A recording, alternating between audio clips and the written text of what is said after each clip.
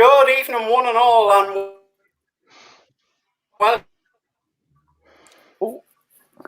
Oh, this is a good start. Into the positional breakdown series. Yeah, Brian, you were cutting out there. I think we've lost them again. We'll try it again. Oh, no! Oh. We'll try this again. False start, defense. This is not happening. Long, everyone.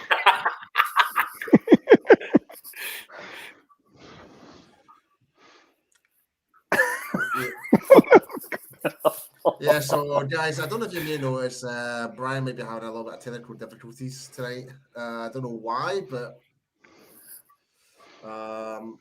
so pretty much we're going to be talking about the positional breakdown series once again, and we're going to go over talking about the corners and that. So I guess that's Mike applauding the good start to the stream so far. So I assume that's Mike. So guys, how's everyone doing? We'll get not too bad. Once Brian's all sorted, right. We'll get him back in. 1 week close to the season. I know. It's good to see that Game Pass announced that there's no increase on this year. It's actually a decrease. It's actually cheaper. 49 pence a week. Don't spend all at once. Hey, listen. In fact, actually, no, that's not a Mars bar. I could probably get myself a Fredo a week now with that. But saying that though, it's not like the NFL to decrease their prices. So let's be fair. And when was the last time they decreased anything? So, hey ho. Yep, got to take it where you can. Am I back in the land of the living? No, this is not happening. He's gone. I think it could be his internet. Who knows? But I saw. There's the Godfather himself, Mr. Jamie Smith. Big shout out to him. So yeah, guys, we're going to be talking about corners. Brian's the guy with all the information, so I am literally winging this right now. So, as anyone knows, cornerbacks is not my speciality. And I don't think it's yours as well, Lon. So, Graham, I hate to say it, but you might actually know the most about this.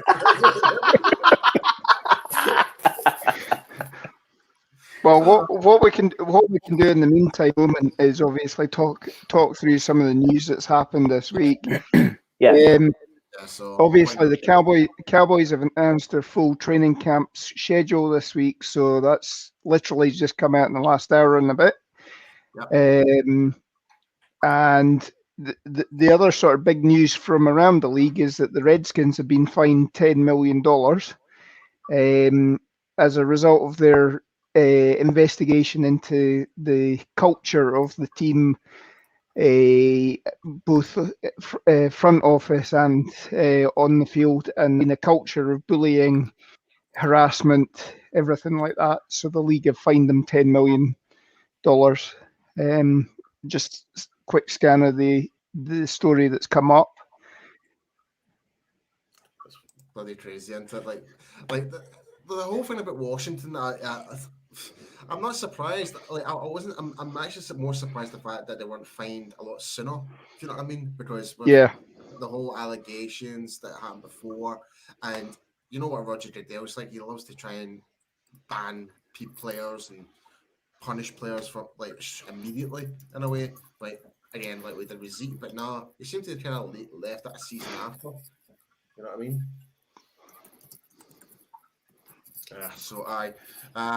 But yeah, the opening season schedule is now available for the training camp and that, which is great.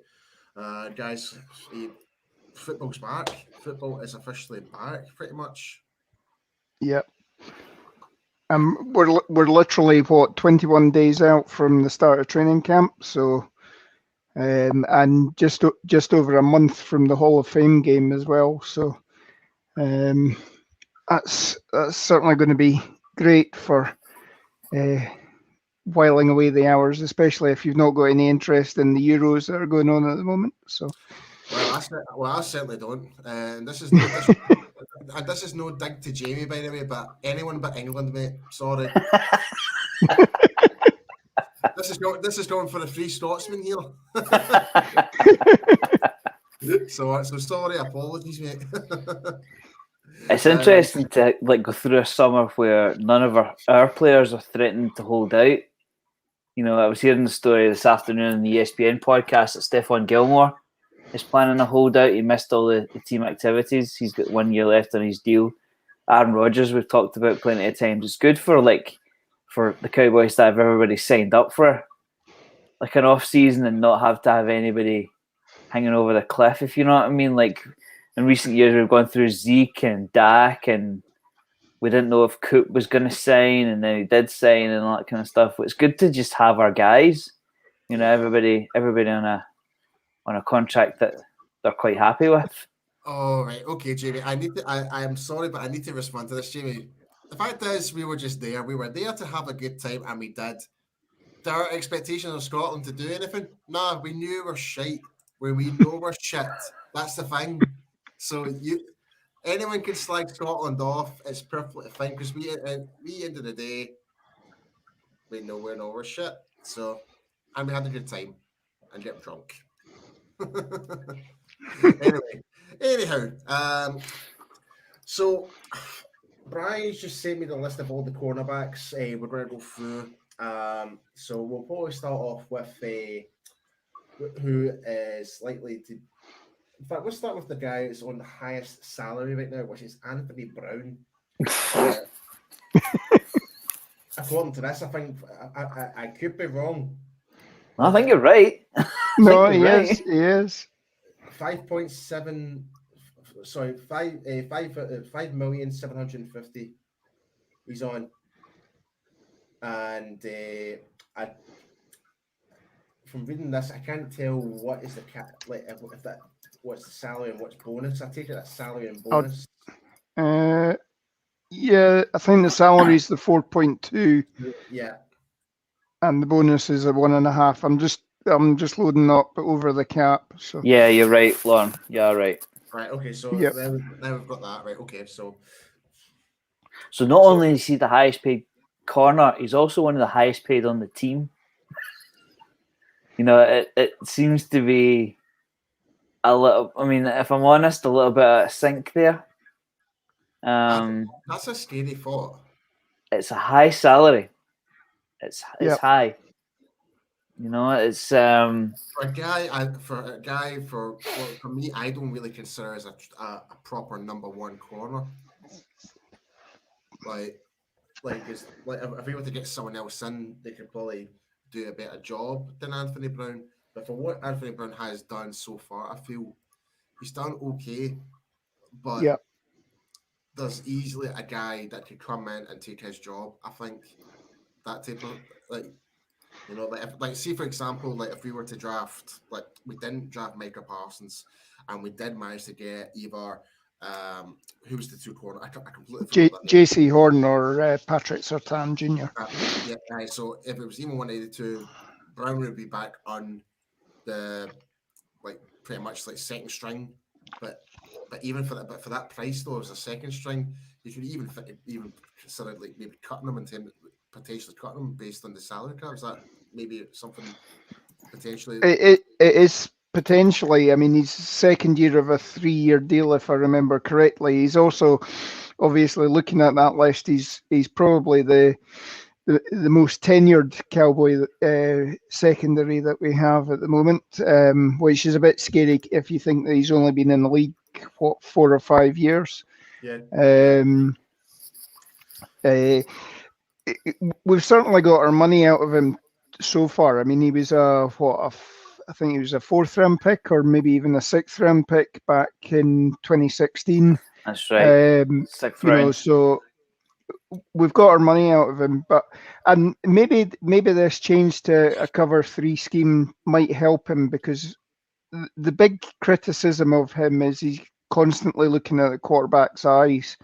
So he gets pulled on double moves a lot of the time. If he's facing the quarterback, he'll tend to look at the quarterback and not necessarily look at the receiver. So receiver can always go out and up on him. It was certainly a glaring hole that he had back in his rookie season. I mean, you'll remember, I think it was probably Aaron Rodgers who toasted us a couple of times with that particular sort of route. If not, I think it was Drew Brees. There was certainly some game that he gave up a couple of big passing plays on that. But I mean, and the other thing is he's normally good for at least one holding call or illegal contact call per game, as is one of the other ones that we'll be talking about, Jordan Lewis as well. Well, funny that you mentioned Jordan Lewis. That was the next guy I was going to bring up on the list. He's also the second highest earner in the list of corners we've got right now. Yep. Who's that breathing really loud there? That must have been the things. So Jordan Lewis is on just over 2.5 million. So he's on $2,637,242, and yeah, so he's on a set, and I think this we signed him. Yeah. Recently, so this is like the start of his new contract. But I mean, I was more hoping that we actually signed Woods rather than Jordan Lewis, if I've been perfectly honest with you.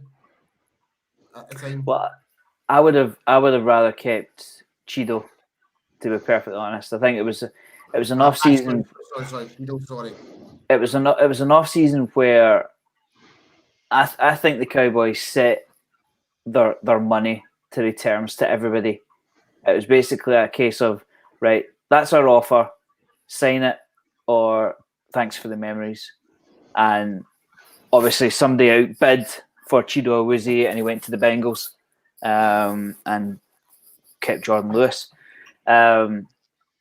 We'll get on to the other two, but it wouldn't surprise me at all if Anthony Brown lost his starting job, to be perfectly honest. We'll get on to the other guys, but for that cap number, compared to what you're getting, when you consider the amount of talent they've just brought in, I mean, fair enough, it's later round talent in a lot of cases, but you're hoping they're ascending players. Anthony Brown's 28, so he's not going to turn into a Pro Bowler, if you know what I mean. You know what you have with Brown now. Yeah. I'm not sure what the guaranteed money is in terms of Anthony Brown, but don't be surprised if it's Diggs, Joseph, and Lewis starting day one. Yep. In my opinion. If we were to cut Anthony Brown, he's got $1.5 million on bonus this year. He's got 1.75 is guaranteed salary, and then 1.5 next year. So it'd be a cap hit of 4.75, a saving of $1 million. So that's not ideal. It's not ideal, but but on the other hand, they've just spent a second round pick on Joseph. So in terms of our defense, a second round pick is a starter, effectively. So who misses out? Especially if it's in the top 50 overall. Oh yeah, 44 overall. So does that mean we brought Lewis back to be a squad player? It seems a lot of money for just to be a squad player. It's a bit of a puzzle. I mean, it strikes me as they don't know who their three are, and it's open season in training camp, because you've still got. We'll get on to the other guys, but you've still got Nashon Wright to figure in. I mean, there's Israel Makumu. Yeah, I got it out. Does he figure? Probably not, but There's also you need to consider there's the other guys as well. There's Rashard Robinson and Reggie Robertson. Like, where do they fit? Do we see them actually being part of the team? Like, are they going to have one of those seasons where turn it flip side? Like, for example, Tristan Hill did at the defensive line. Like, he didn't feature at all in his rookie season and came last season just there. He did actually make some good performances until he got injured. So it could be a lot of scenarios for these guys are in this list right now. So, but kind of moving on though, we kind of talked about Anthony Brown and Jordan Lewis, who we think based on the salary cap, would you say these two guys are number one? In fact, actually, before we move on, we'll bring Brian back in because I think he's all good now. You all good, mate? Is Nah. No. this any better? No. No. Oh well.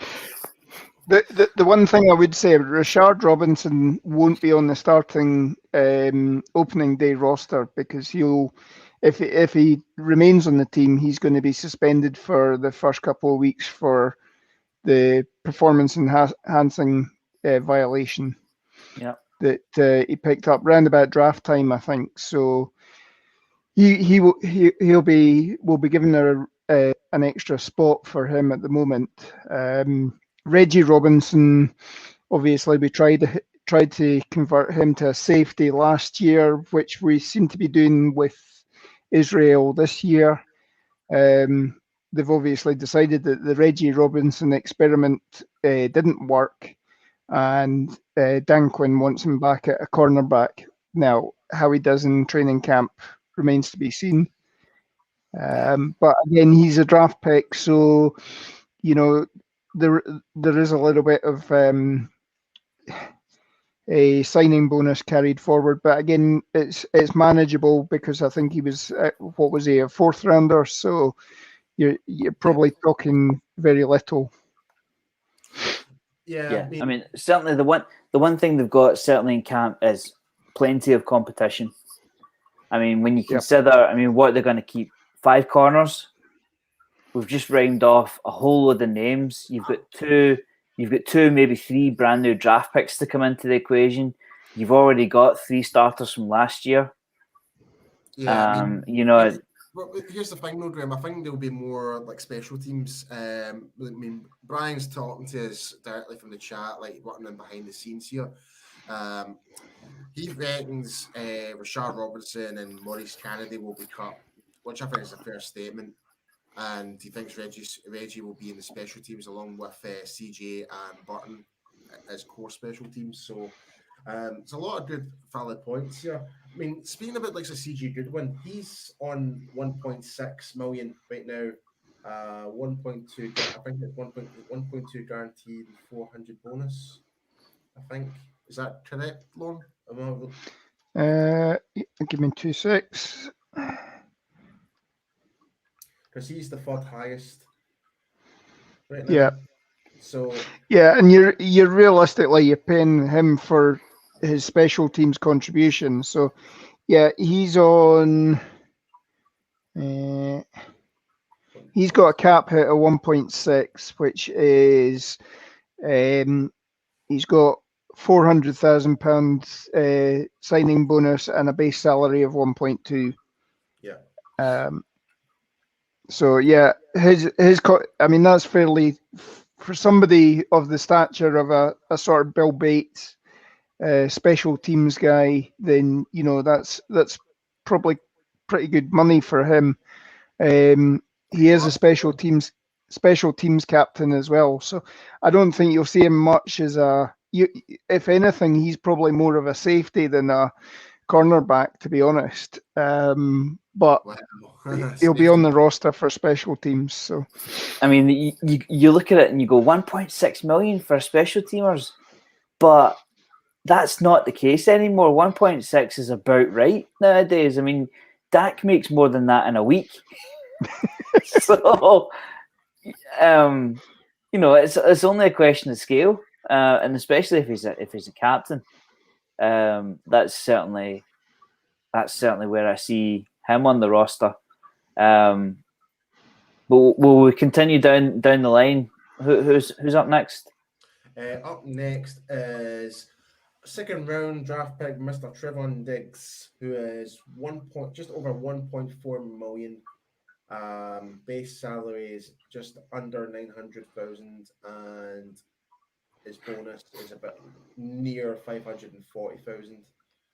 So Trevon Diggs was pretty much our best player last year, hands down. Yeah. I don't. I think it's three across. I think we all agree on that. A second round rookie to be our best corner. I think highlights what kind of season we had.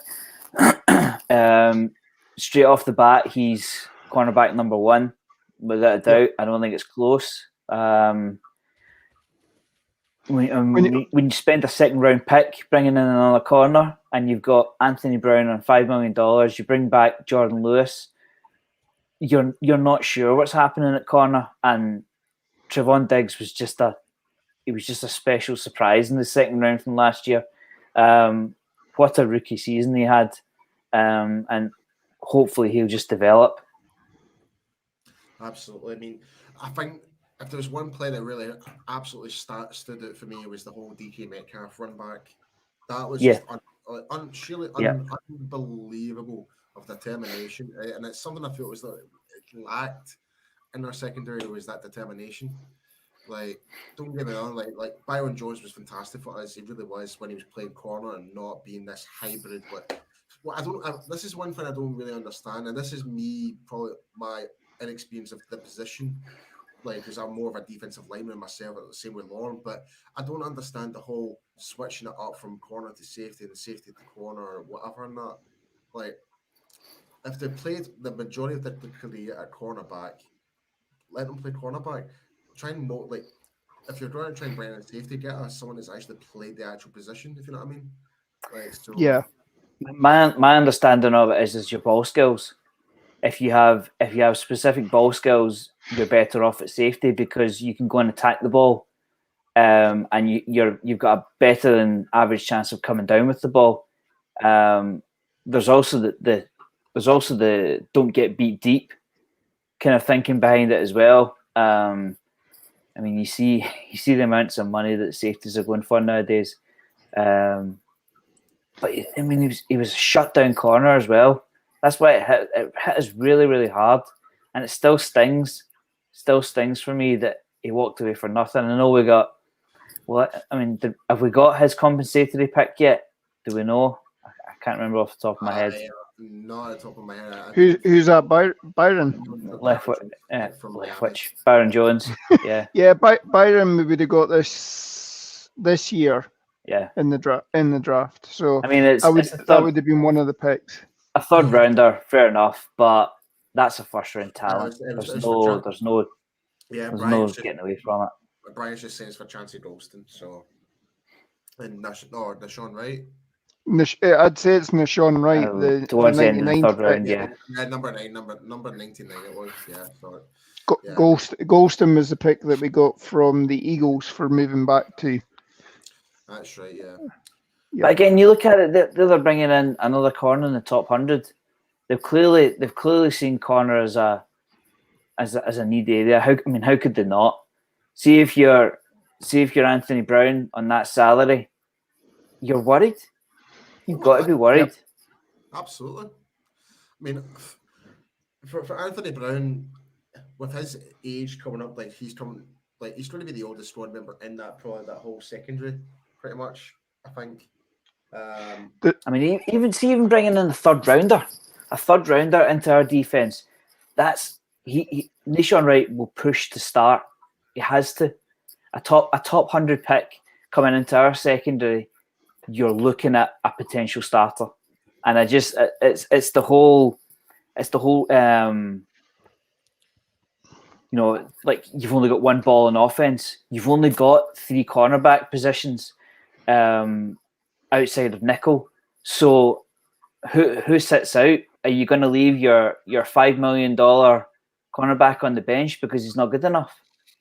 Yep. Do you get what I mean? Like, so it could quite easily be Diggs, Joseph, and Lewis or Wright that start. And Yep. and if as soon as you go down the spreadsheet, you think, hang on a minute, we've got Anthony Brown sitting over there on $5 million, and he's not getting on the field. What's the point keeping him? Exactly. I mean, other than burning the money, I mean, I know the money's not great, but it's still $1 million, and it's a chance to bring somebody else in. Yeah. Yeah.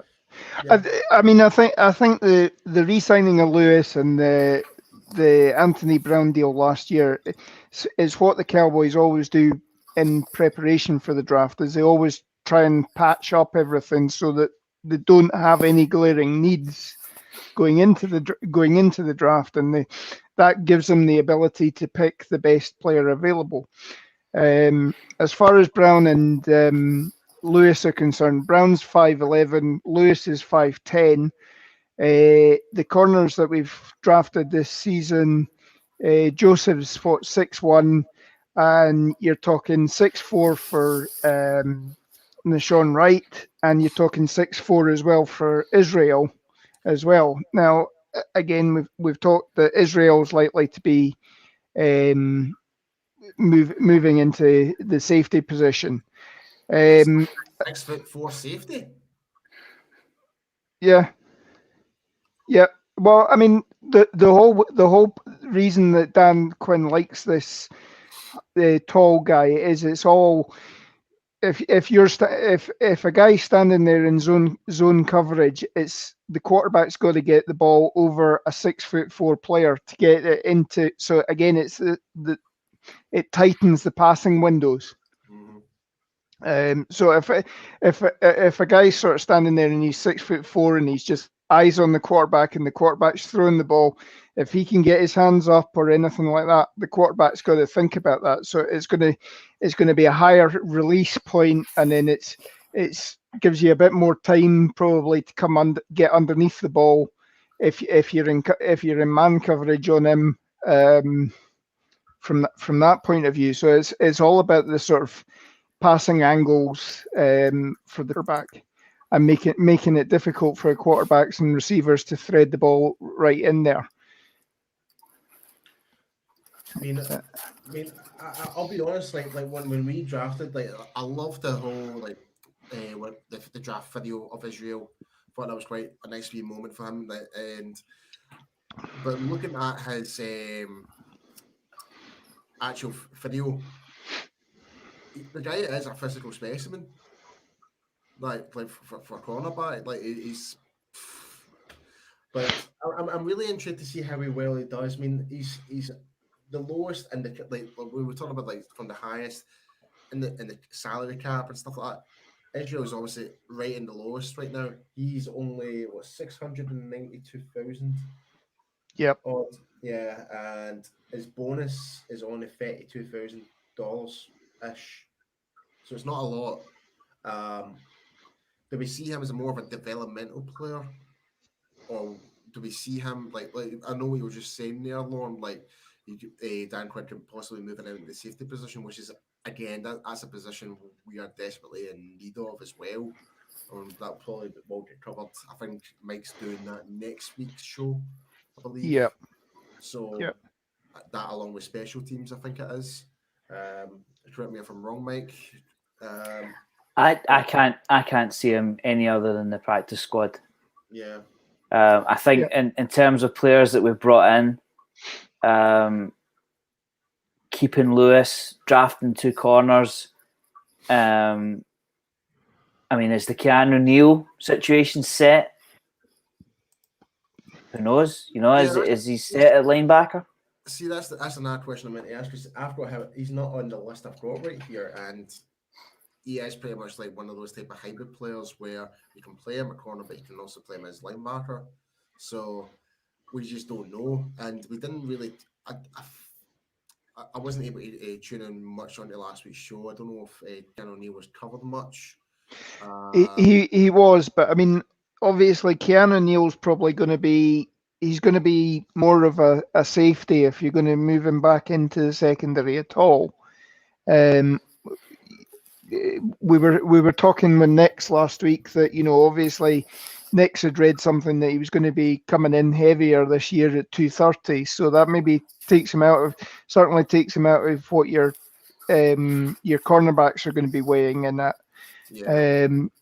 Whether he sacrifices any speed on that, but he certainly the benefit of having Keanu Neal is that if you're in a base 3-4 and they come out, you can maybe use him in cover. You can use him as a sort of Darren Woodson type corner, where slot corner. So he's a safety who comes down and covers the slot receiver.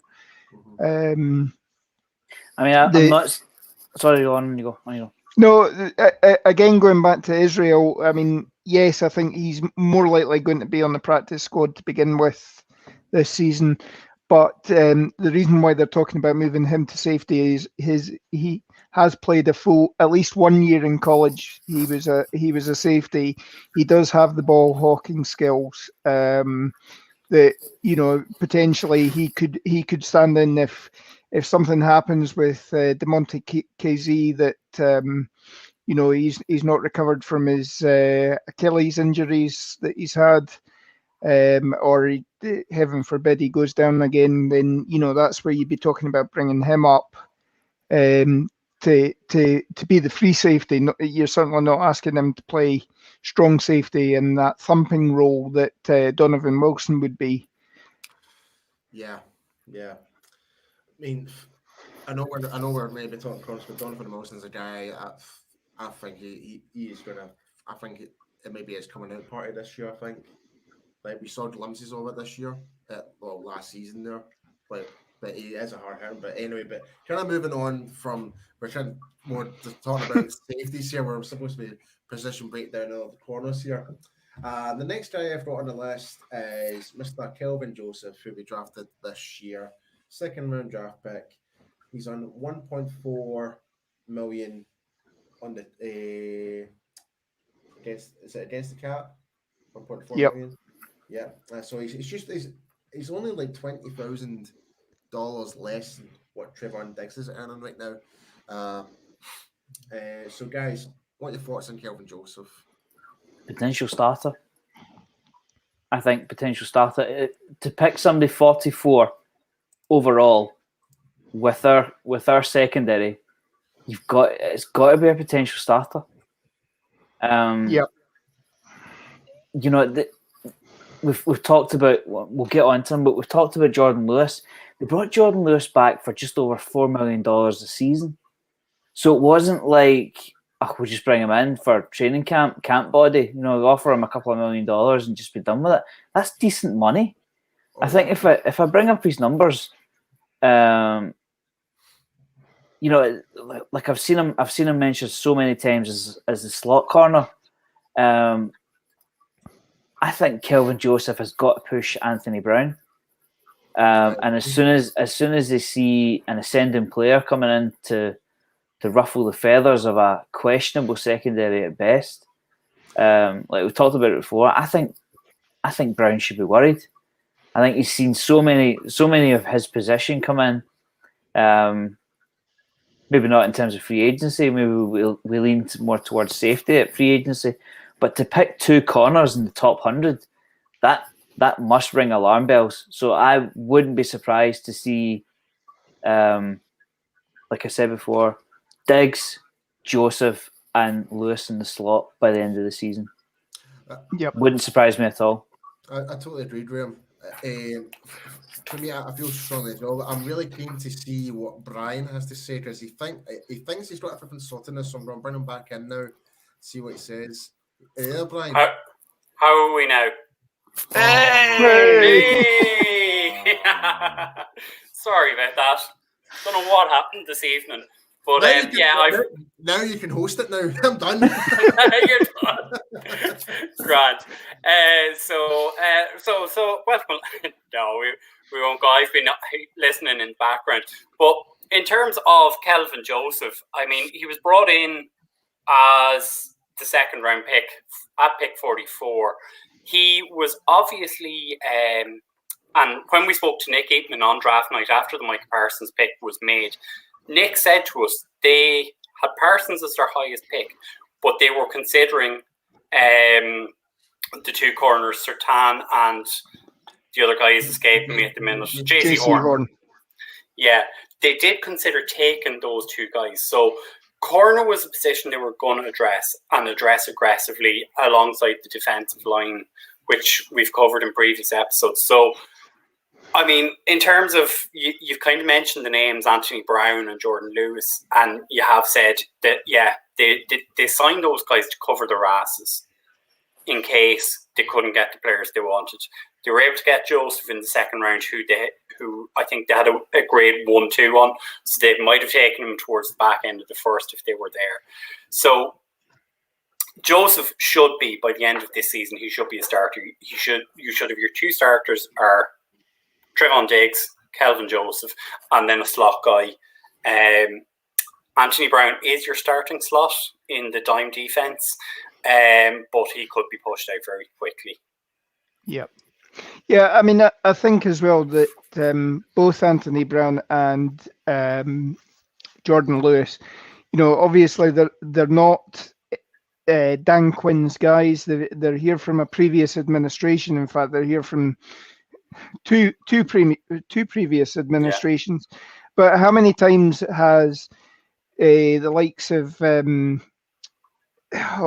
what was the secondary coach that came on from Seattle? Chris Richard. Chris Richard. Obviously Jordan Lewis wasn't one of his guys. Sorry, I just got shivers there, guys. Sorry about that. Sorry, carry on. Sorry, and in fairness, Richard was good from the start, then it just deteriorated. So I will say that. Yeah. Yep. I think if we remember Chris Richard, he was a great man for shouting. Yeah. But Lauren, keep going on your point. Yeah, I mean, Jordan Lewis obviously wasn't the type of guy that Chris Richard wanted. Chris Richard again wanted the 6 foot plus corners. Yeah. But obviously Jordan Lewis did enough that earned Richard's respect, and obviously he got playing time on the back of that. That's the attitude they've got to go into this training camp again with, is that, yes, great, they've got all this money, but they've got to prove themselves for that, because one of the things that I brought up last week on the show is that potentially next season, at the moment, we're looking at being 24 million over the cap, because we know what the floor is going to be next year for next year's cap. And if you go to overthecap.com, it is 24 million that we're over. So we are going to be looking for some of these, cutting some of these people. Now, yes, there's going to be a cap charge this year if you get rid of the likes of Anthony Brown or Lewis, but better to take the hit this year than next season when we're probably moving on from them at the end of this season, I would say, realistically. Especially if these guys that we've drafted this year come in and do a job and get significant playing time. Yeah, I'd agree with you. I think they're on 1-year contracts because the money is too rich. The production is not there. And I just think the two young corners we have are better. You can find a slot corner. There's a lot of depth there that we have, that you can get that slot corner that you need. And I think you made a point well in terms of this is the third different defensive coordinator in 3 years, and guys are not getting a chance. So I think, yes, Chris Richard was a decent coach, but it didn't work out. Mike Nolan, look, we're not going to go over old ground on that. But Dan Quinn you just have to look back to Dan Quinn's defense in Seattle. He's good. He was able to build a defense.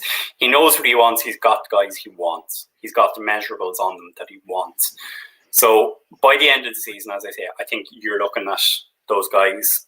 Thanks and good luck. These are our guys. These are the guys we want to work with. Yep. But I'm guessing you've gone over Trevon Diggs already, have you? Yeah, we've anointed him as the next Everson Walls. I Everson Walls. Darren. I heard Darren Woodson's name mentioned. Dion. Yeah. Kevin Smith. Yeah. All those guys. Yeah, absolutely. But if we look at the next name on the list, right? So we've Anthony Brown, Jordan Lewis, Trevon Diggs, Calvin Joseph. I'm going to look at these two guys with you together, and anyone can chime in. Rashard Robinson and Morris Kennedy. Morris Kennedy is a 1.3 million hit. Rashard Robinson a 1 million hit. Do you think either of them survives? No. I mean, Kennedy is somebody we picked up last off-season for. He originally was on the Ravens defense, so I mean, obviously he's got experience in different defenses. I think he was actually. I've just been listening to on Audible the quarterback book by John Feinstein, and Kennedy gets mentioned a couple of times there for breaking up passes, and obviously they're picking up. They're following Joe Flacco's season, and Kennedy picks off a few passes there. So he's obviously established in the league. Last year, when COVID hit, he was one of the COVID opt-outs. So obviously he's got, the players have their own reasons for pulling out last season. Hopefully he's got himself vaccinated this year. He's good to go this year, and we'll see what he does in training camp. So, before we go any further, we just got some breaking news there, just as we went into that point. So, Paul, if you want to break the news to people. Yeah, so 45 minutes ago, Adam Scheffner from NFL Network posted a tweet saying the Cowboys have been fined $100,000 and Mike McCarthy for $50,000 for OTA violations. So, and just to add on top of that, the 49ers and Kyle Shanahan have been fined. Jacksonville Jaguars have been hit with $200,000, along with Urban Meyer with $100,000. So, yeah, it's I don't know what the violations entail, but Jerry, get the chip out now. Yeah, I think that might speed up the cutting of the two guys that we were talking about there in Kennedy and Rashard Robinson. But Graham, go for it. Mike Garafolo is also on NFL.com. He's also pointing out that the team lose OTA days on 2002. Or 22, rather. 2002? Okay. 2002, yeah. But, I mean, retrospectively, this could be something as small as tackle practice. If we could go back to 2002 season, I mean, like, the Jaguars do the biggest fine of $200,000, but this could be for something as simple as too long in helmets, too long in pads. Yep. You know, it could be something as small as that. It could be something really stupid. Like, don't forget, like, some of the NFL fines, and I know I may be trying to change the subject when, like, so the Jacksonville game I went to a couple of years ago, Antoine Woods got fined for not wearing his socks properly. Do you remember that? Yeah. Yep. I think it was like 37 grand. He got fined for not wearing, which is not NFL appropriate, which was the same socks, but he just wore them in a different way. You know what I mean? What's that old saying about the NFL? No fun league. No fun league. There we go. I mean, that point from DJ Dog, that's pocket change for Jerry. I would question would Jerry even notice. That's more like petty cash. You know, like Jerry's secretary says to him, "Jerry, we got fined this week. How much was it? 50 grand. I'll take it out of petty cash." Yeah. No, we'll go without Gatorade for a day. Or iced tea for Jerry. Yep. We'll get Steve to sort it out. You know, I mean, that's like it comes through as breaking news, but it's quiet just now. So they're gonna jump on anything they can really at the moment, aren't they? And to be honest, if that's the only off-season storyline around the Cowboys, then I'll Yeah. take that, to be honest. We've had worse. It must be some sort of procedure. It must be some sort of procedure that we've done wrong, because we didn't. Other than, I think we kept the rookies a bit longer for a rookie school after the OTAs, but we didn't use up the full entitlement as far as I was aware, especially on that.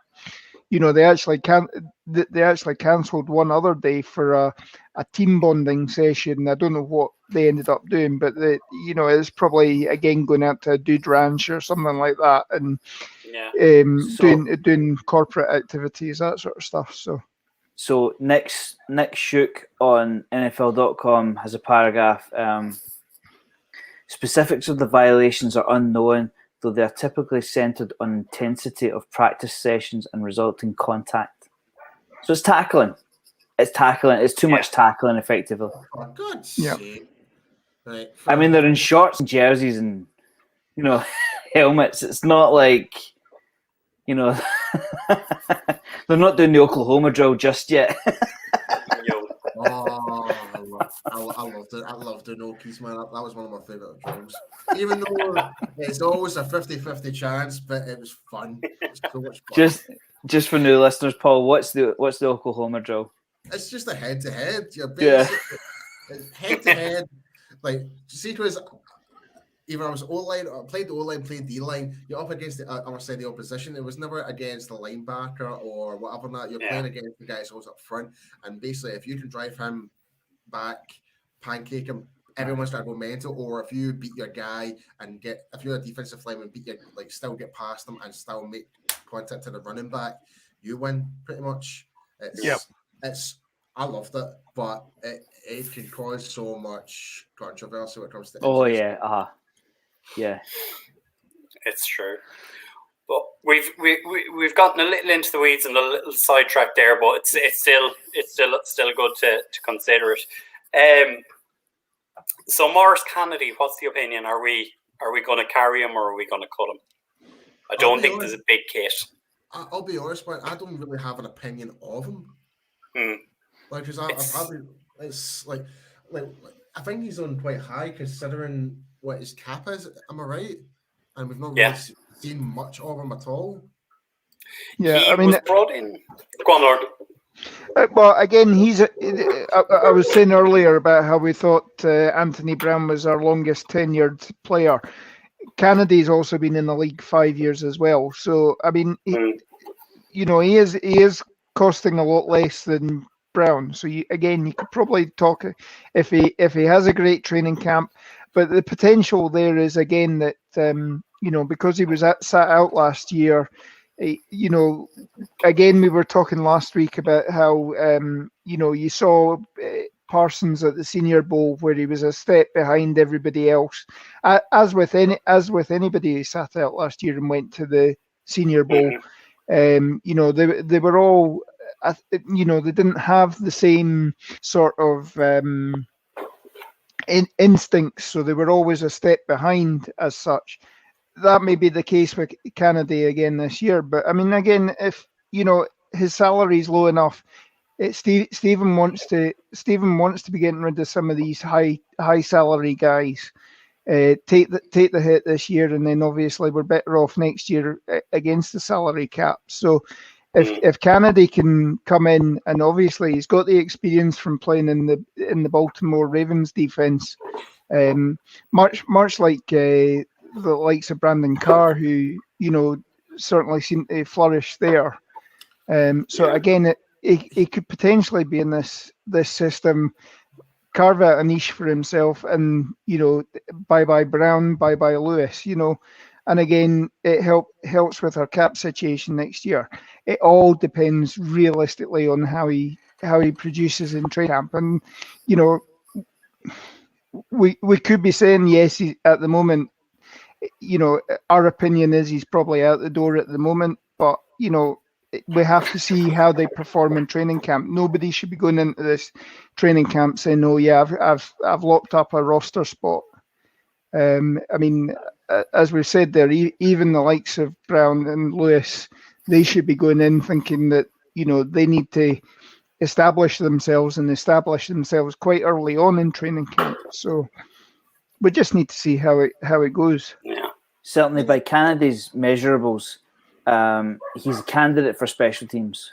6'1" and 193 pounds. So, being a cornerback, you'd like to think they had the speed, they can hit, they can block. You know, on punt teams, you would like to think, but as a corner goes, I think there's too much uncertainty already. I mean, if they can go into the season with Diggs, Lewis, Brown, the name's escaping me. Lewis, you know, Joseph, even Nashon Wright. I mean, there's 6 guys I've just rounded off. Do you think Morris Kennedy is going to break into that 6? Probably not. Not for me. Not for me. But special teams, why not? Why not? I think cornerbacks are especially good on punt return. Or their position is certainly good. Block, hit, run. You know, ticks boxes. Yeah, I think for me, if he's to survive, he's going to have to ball out in camp, because CJ Goodwin's not going anywhere. He's your special teams core player, and Deontay Burton is your next special teams core player. So he's going to have to improve. He's going to have to show better than both of those guys to survive. Well, just by mathematics, that's 8 names. Yeah. So, like, you are carrying an extra 2 roster spots, but you know, are you really going to go 8 deep at corner? I don't think so. Yeah. Having a further dig into Canada, I mean, basically every year that he played for the Ravens, he ended up on injured reserve. So he's not got a good injury history. No. And he got here last year, so. Yep. So he maybe does have one foot out the door. We just, you know, if he can prove that he's passed all of his injury issues, and you know, as I say, performs in camp, then who knows, the door's still open for him. But yes, he's likely being squeezed out. Yeah, I think I'm just pulling up the comment here from DJ Dog that he'll be squeezed out by younger, cheaper draft picks who have a higher ceiling. I think that is a fair assessment. Like, I'm looking at the numbers. Israel Mukuamu, about 700 grand. Nashon Wright, about 800, 900 grand. You know, why would you carry a guy who's not going to get snaps for 1.3 million? Just doesn't make sense. I think, went to an insight on ESPN. They have him listed as the 5th or 6th corner alongside Reggie Robinson, but behind them they have Nashon Wright and CJ Goodwin listed. Now, if you're cutting the 99th pick overall in the draft, you've screwed up. And CJ Goodwin is a special teams captain, so straight away I moved them ahead of those 2. So that puts Kennedy and Robinson 8th, 9th on the list. Yeah. I mean, what, they're going to keep 7 corners most? I would say 7. Yeah, 7 tops. No. 7. Yeah. I think it's 11 defensive backs they'll keep, and we kind of know the 4 they plan to keep for safety, but that's for next week's show. It sounds terrible, but the guys we're going to be talking about for the rest of the podcast, it's terrible, but they need an injury. They need an injury ahead of them. They need to take somebody else's snaps from them. It's a brutal business, but it is a business. They say it in Hard Knocks all the time. Next man up. And that is what these guys need. I was just about to say that exact same term, the next man up. Like, like coaches don't say that. Coaches will say, yeah, it's a big loss, but next man up, they've got an opportunity, make most of it. Yeah. I mean, again, going by that ESPN depth chart, I mean, Nashon, obviously through OTAs, all you heard was Nashon Wright picked off this ball. Nashon Wright was great. You didn't hear anything about Kennedy or anybody else. So, No. That suggests that already, yes, a lot of people were poo-pooing the fact that we drafted Nashon Wright at 99 because, he was Dane Brugler's 38th cornerback. And there was certainly plenty there before him.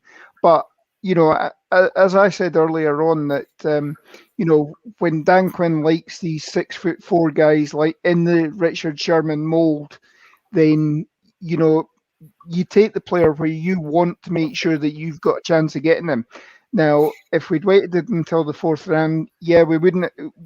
Great, we would have got Jabril Cox maybe at the tail end of the 3rd round. There's no guarantee that somebody else wouldn't try to get Nashon Wright in the 4th round there, and we might be sitting there going, well, God, we're going in with Joseph, and we're going in with the guys that we brought back this year. So, Nashon Wright's already proven that he's making a name for himself going into training camp. Perhaps, if he carries on with training camp, we might be saying we got an absolute steal in the 3rd round for him, and how many times you've got guys like Brady, Tom Brady, obviously, who obviously went so late in the draft. And how many people, if you were going back, if you knew now and you had a DeLorean and you went back and said, right, okay, I want to draft this guy. Yes, you'd be laughed out. You'd probably be laughed when you were when you drafted him. But great. You now have the benefit that he's going to be great. So Nashon Wright could end up being a star in this league, especially in the Dan Quinn system. So yeah, if we take the next 2 guys, Rashard Robinson and Reggie Robinson, are both of those guys fighting for a roster spot? I wouldn't say worst. Well, special teams, yeah, but I don't see them being being actual corners, to be honest. Yeah, I think that we made the point at the time. Don't take performance-enhancing drugs. Simply do not do it, especially in their positions. Because the team is looking for every excuse to cut you, and then you go and hand them a perfect excuse. I think we talked about it all the time. The Cowboys will have specific staff in that weight room and the facility. Can I take this? Can I not take this? There's no excuse. Certainly, from what I've heard, if it's on the bad substance list, ask. And for him to go and get caught out like that, maybe it was perfectly innocent, but you cannot make mistakes like that when you're fighting to be the 6th, 7th guy on the roster. You simply can't do it. Yeah, and the fact that Reggie Robinson hasn't, the experiment with switching him to safety last year never didn't get him on the field for much last year at all. That's maybe a small black mark that he's not got any position flex if there's anything that happens to players in the secondary. And you need to bring him up. He realistically now is just going to be a one-trick pony in that you need him to play cornerback and you need him to play well. Again, it's up to him to make a name for himself in training camp this year. Yeah, I think in terms of Rashard Robinson, I'd call him. I'd have no problem with saying, look, goodbye. It's an easy cut. He's no dead cap. It's an easy decision for me. Reggie Robinson, I know the excitement there was around this guy, especially from the likes of Jeff Kavanagh, from Kevin Turner.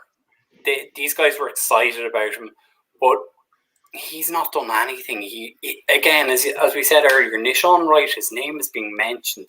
He's doing things in camp. He's around the ball. This coaching staff are not married to Reggie Robinson either, and he could be a guy they just go, sorry, you're not our guy. best of luck. But if we move on to the next guy, then it's Israel Mukuamu. What are opinions on this guy? 6th round pick. We generally tend to do well with our 6th round picks.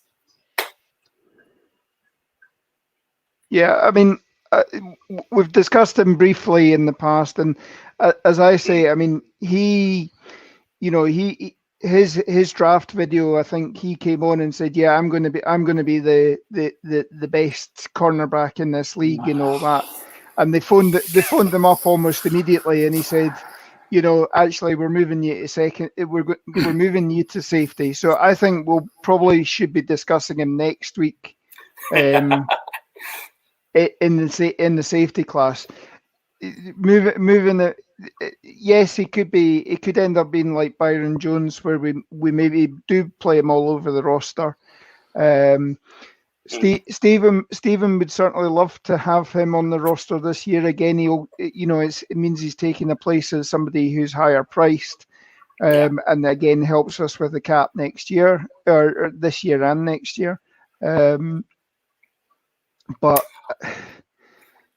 there's too many question marks about him as to where he's going to be on this roster if he is.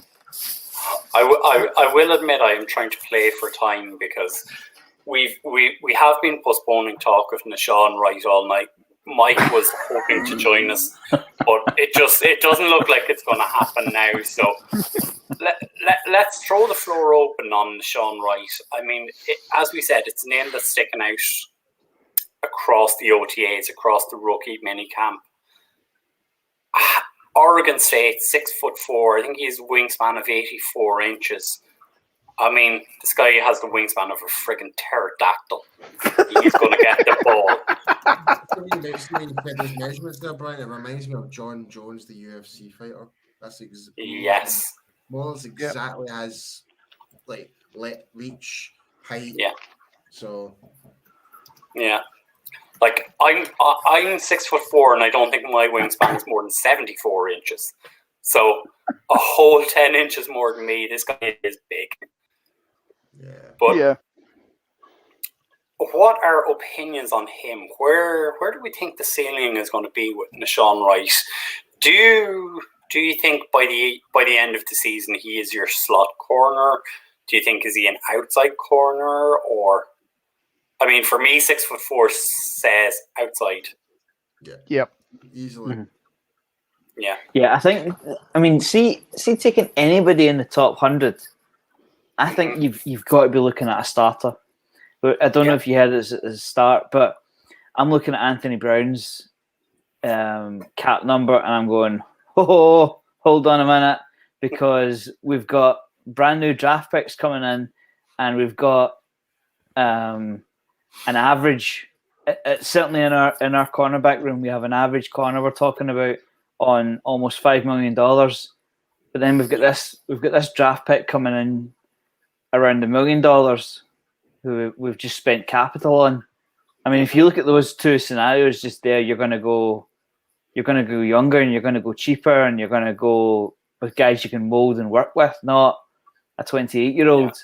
Who you brought back in just in case the draft didn't work out. I know that's.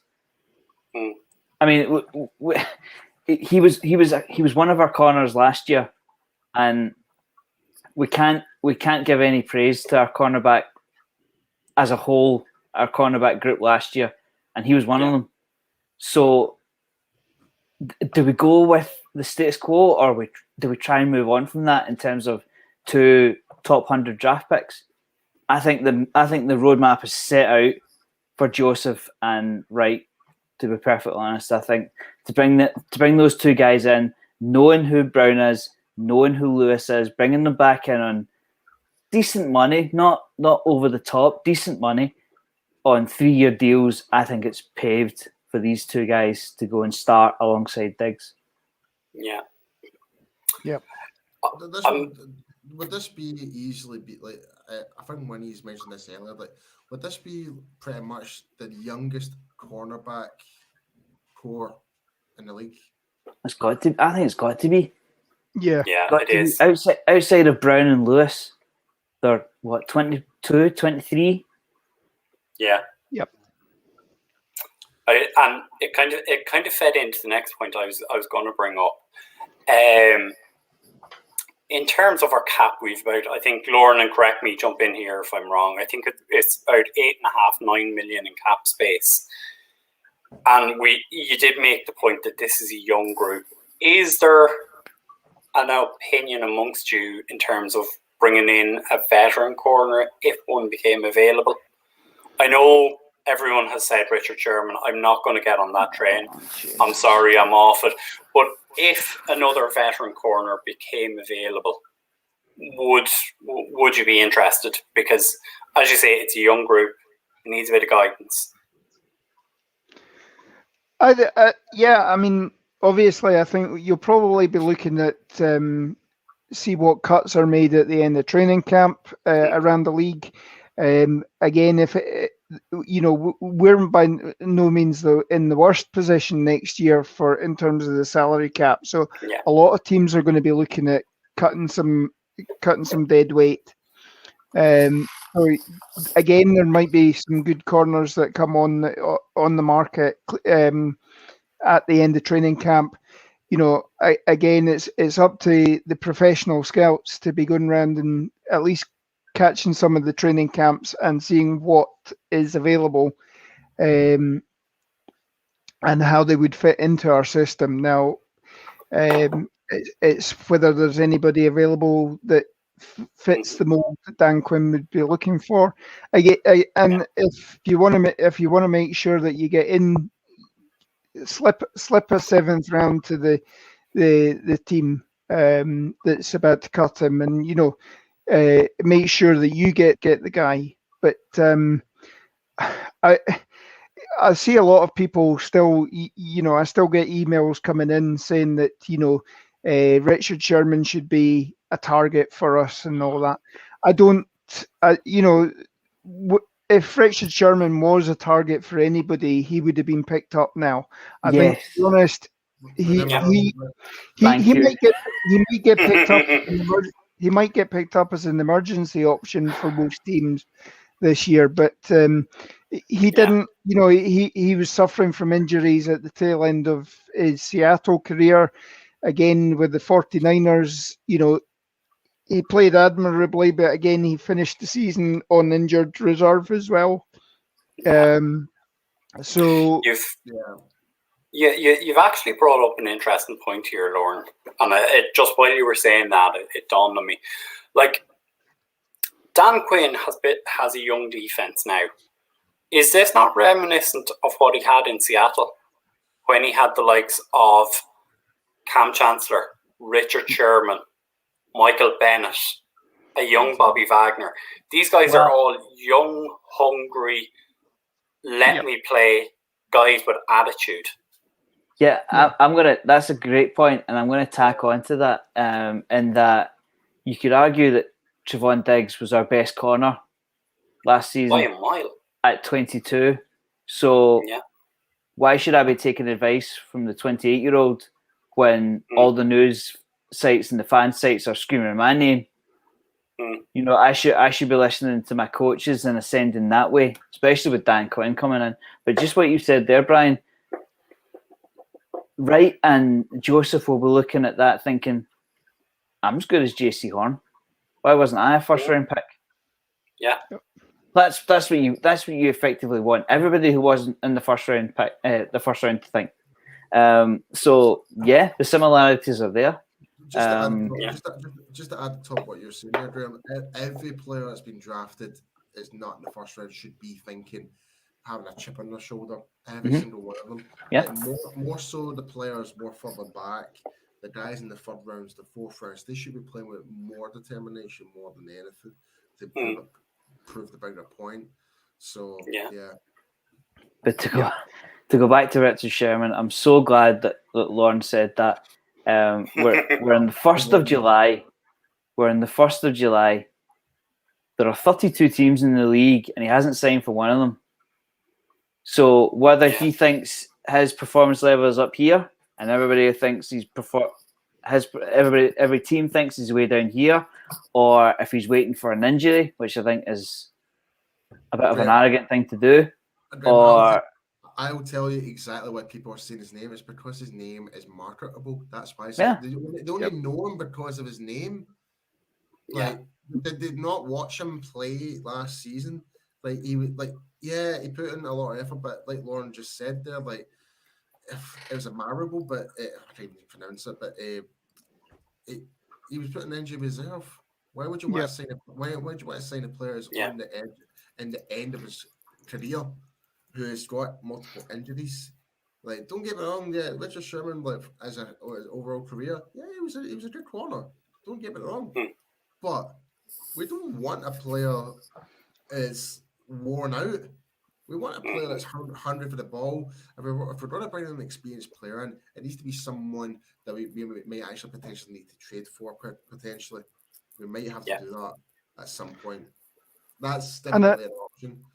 Yeah, and picking up on that, I mean, where you need your experience in the secondary is realistically the safeties. That's obviously they're responsible for making sure that everybody's lined up right, making sure that making little adjustments. Guys like you go back to the Landry years, and guys like Cliff Harris and Charlie Waters. I hate to repeat myself from last week, but I'd said that between 1980 and 1985, we had some silly number of interceptions, and we in the entire Wade Phillips, Jason Garrett, Mike McCarthy era, we have not even passed that. So in 5 years of what was Thurman's Thieves, where you had the likes of Michael Downs, who was an undrafted free agent rookie. Everson was undrafted free agent rookie. Yes, you had guys like Dennis Thurman, Charlie Waters. They've recorded more interceptions in 5 years than we've done in coming up 15 years. Now, a lot of that can be said that you had the. And again, this picks up on another point, is that Dan Quinn's defenses are actually more notorious for the fact that their front seven is aggressive at getting to the quarterback. And that makes it easier for the cornerbacks, because all they have to do is actually hold up the receivers for 3 seconds or so, and then the ball's in the air.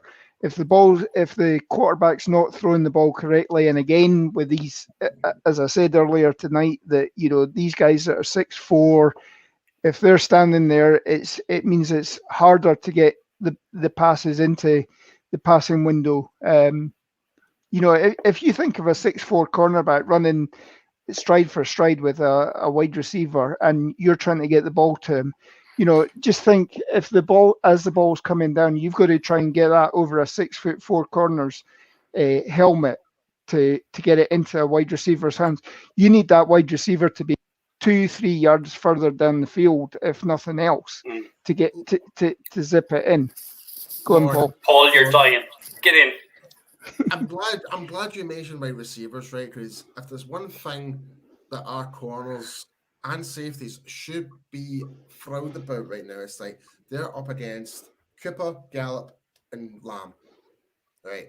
And Blake Jarwin. Right? Well, you could add him as well, I suppose. Like, depending, is he going to be the same player? But the thing is, what the point I'm trying to make is like, the only type of a right receiver core better, I would say, is better than us is probably Tampa Bay's right now, right? But we've got a good fundamental offense. Our defense should be stepping up to the plate. Like, if they're not doing it, if they can't do it in training, then they won't be doing it on the field. Like, this is like, it's literally gold for defenses to have an offense that is going to make you better every single day. Yeah, you're going to get beat. Yeah, you're going to get pushed. Yeah, you're going to go falling your arse regardless. Yeah, you might actually get the one-off on Lamb or Cooper and that. But the fact is, these type of players are there to help you make you get better. So it's just the kind of follow up when Lauren just mentioned about wide receivers. And I thought, no, we didn't even mention the fact that our offense what we can do to help improve our defense.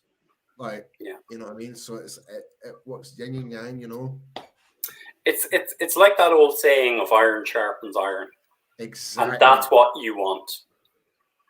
So, but if our offense is not helping our defense become better, then obviously that was down to, we saw that last year, and that was obviously down to Mike Nolan, who failed to recognise that.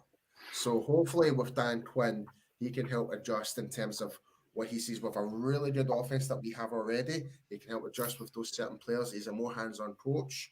Go to Trevor Diggs, go to Anthony Brown, whoever. Give those final readjustments, maybe take a couple of step backs in terms of giving breathing space for the wide receiver, then attack or whatever. But we don't know.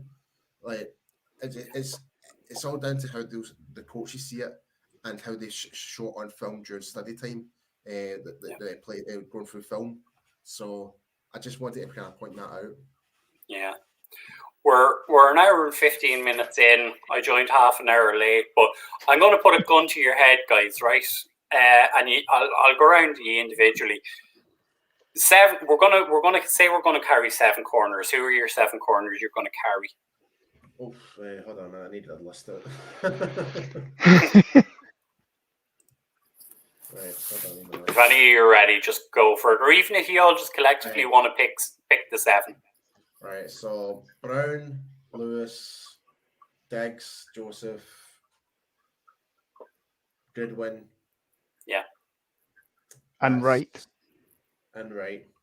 Yeah. And I'd probably leave it at that, to be honest. I'd maybe go 6 and have guys sitting on the practice squad that you can bring up. Yes, you have a chance of losing them, but maybe it's Jerry's done it before that you pay somebody what is a 53rd roster spot to sit on the practice squad and not answer any approaches from any other team that's looking to pick him up. So I think that with Rico Gathers that a couple of years ago that we actually paid him for sitting in the practice squad. Yeah, I know it's a bad example, but we actually paid him to make sure that he didn't go anywhere else. It's just the name Rico Gathers. Like I thought the way everyone was talking about him was going to be the next Antonio Gates. Yeah, I'd scrub that name from my mind, Lauren. You've just put it back there for another year. But